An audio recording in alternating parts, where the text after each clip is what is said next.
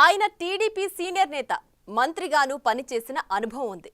తన సీటు కూడా త్యాగం చేసిన పరిస్థితి. గెలిచాక మంచి అవకాశాలు వస్తాయన్న ఆశ. ఇప్పుడు ఇవన్నీ అడియాసలు అయ్యాయా? ఇంతకీ ఎవరా సీనియర్ నేత? ఇప్పుడు ఆయనకు జరిగిన అన్యాయంపై అనుచరుల నుంచి వినిపిస్తున్న అసంతృప్త గానం ఏంటి? దేవినేని ఉమ ఈ పేరొక బ్రాండ్. ఉమ్మడి కృష్ణా జిల్లాకు పార్టీ నుంచి పెద్ద దిక్కుగా వ్యవహరించడం మాత్రమే కాదు, 2014-19 మధ్యకాలంలో నీటిపారుదల మంత్రిగానూ వ్యవహరించారు. వైసీపీ హయాంలో పార్టీ వాయిస్ వినిపించడంలో ఎప్పుడూ ముందుండేవారు. గత ఎన్నికల్లో సీటు త్యాగం చేసి పార్టీ తీసుకునే ప్రతి నిర్ణయానికి కట్టుబడిన నేతగా పేరు సాధించారు. ఈసారి ఎమ్మెల్యే కోట ఎమ్మెల్సీ రేస్లో ఆయన పేరు కూడా వినిపించింది. టీడీపీ నుంచి ఎమ్మెల్యే కోట ఎమ్మెల్సీలుగా ఎంపికయ్యే వారిలో దేవినేని ఉమ పేరు ముందు వరుసలో ఉంటూ వచ్చింది. అంతేకాదు, ఇటు మెయిన్ స్ట్రీమ్ మీడియా, అటు సోషల్ మీడియాలోనూ ఇతర వెబ్సైట్లలోనూ ఆయన పేరు ప్రముఖంగా రాశారు కూడా. ఇంతలో ఏమైందో ఏమో, టీడీపీ ఎమ్మెల్సీ అభ్యర్థుల లిస్టులో దేవినేని ఉమ పేరు మాయమయ్యింది. పార్టీ రాష్ట్ర అధ్యక్షుడు పల్లా నుంచి వచ్చిన ఫోన్ కాల్ ద్వారా ఈసారికి మీకు సీట్ ఇవ్వటం లేదన్న మాట వినటం, అది ఆయన అనుచరులకు తెలియటంతో ఒక్కసారిగా తీవ్ర నిరాశ, నిస్పృహలకు లోనయ్యారట. దేవినేని ఉమకు ఎమ్మెల్సీ సీటు దక్కకపోవడంతో ఆయన అభిమానులు అసహనం వ్యక్తం చేస్తున్నారట. ఇన్నాళ్ల పాటు పార్టీకి చేసిన సేవలకు ఇదేనా మర్యాద అంటూ వారు లోలోన కుమిలిపోతున్నారట.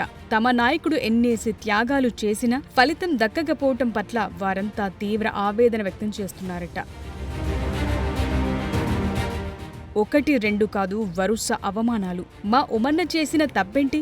పార్టీ చెప్పింది చెప్పినట్టు చేయటమేనా? నీటిపారుదల మంత్రిగా ఆయన ఎంత కష్టించి పనిచేశారో అందరికీ తెలిసిందే. మొన్నంటే మొన్న బుడమేరు ఉప్పొంగినప్పుడు తనకున్న అనుభవమంతా వాడి ఆయన ప్రభుత్వానికి ఎన్నో సలహాలు, సూచనలు చేయలేదా?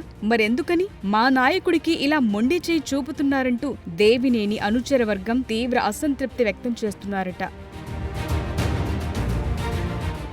మైలవరం సీట్ను పార్టీలోకి వచ్చిన తన ప్రత్యర్థికే త్యాగం చేసినా ఆయనకెందుకు ఇంత అన్యాయం జరిగిందో అర్థం కావటం లేదని వాపోతున్నారట దేవినేని అనుచరులు. తొలినాళ్లలో ఎమ్మెల్యే సీటు మిస్ అయితే రాజ్యసభ సీటు వస్తుందని భావించారని, అదే మిస్ అయితే ఎమ్మెల్సీ సీటు వస్తుందని ఆశించారని, ఇప్పుడు అది కూడా దక్కకపోవటంతో ఉమా అనుచరులు లోలోన మదనపడుతున్నట్టు సమాచారం. అయితే ఇదంతా దేవినేని ఎంతో స్పోర్టివ్గా తీసుకుంటున్నట్లు తెలుస్తోంది. ఇప్పటి వరకు తనకు ఎన్నిసార్లు నిరాశ ఎదురైనా ఆయన నుంచి మాత్రం ఎలాంటి అసంతృప్తి వ్యక్తం కావటం లేదని, ఆయా సందర్భాల్లో ప్రత్యర్థులను చీల్చి చెండాడే ఉమేనా ఇంత శాంతం వహిస్తోందన్న మాట కూడా వినిపిస్తోంది.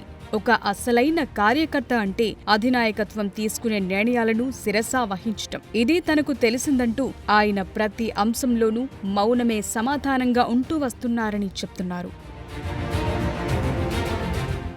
ఏపీలో ప్రెజెంట్ ఎమ్మెల్యే కోట ఎమ్మెల్సీ స్థానాలకు టీడీపీకి పూర్తి బలం ఉన్నప్పటికీ కేవలం 3 మాత్రమే దక్కుతున్నాయి. మిత్రపక్షాలైన జనసేన, బీజేపీకి చెరో స్థానం కేటాయించాల్సి రావటంతో ఉమాలాంటి సీనియర్లకు ఇలాంటి పరిస్థితి ఎదురవుతోందని అంటున్నారు.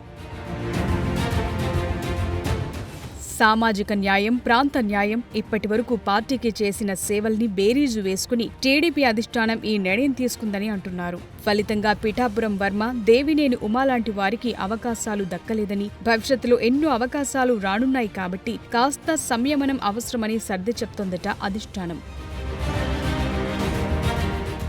వచ్చే 5 ఏళ్ల పాటు వైసీపీ తరపున ఖాళీ అయ్యే ప్రతి పదవి టీడీపీ కూటమికే వస్తుందని, ఆ పదవులతో వర్మ, ఉమా వంటి వారికి న్యాయం జరిగే అవకాశాలు కనిపిస్తున్నాయని అంచనా వేస్తున్నారు. ఇటు రాష్ట్రం మాత్రమే కాదు, అటు కేంద్ర స్థాయిలోనూ టీడీపీ నేతలకు అవకాశాలు లభిస్తే ఈ అసంతృప్తి తాత్కాలికమే అవుతుందని అంటున్నారట.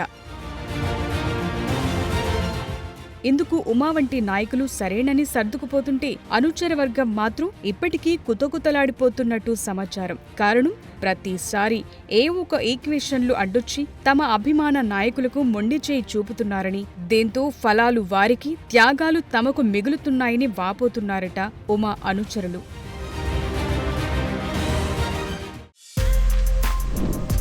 For more videos like this, subscribe Big TV channel.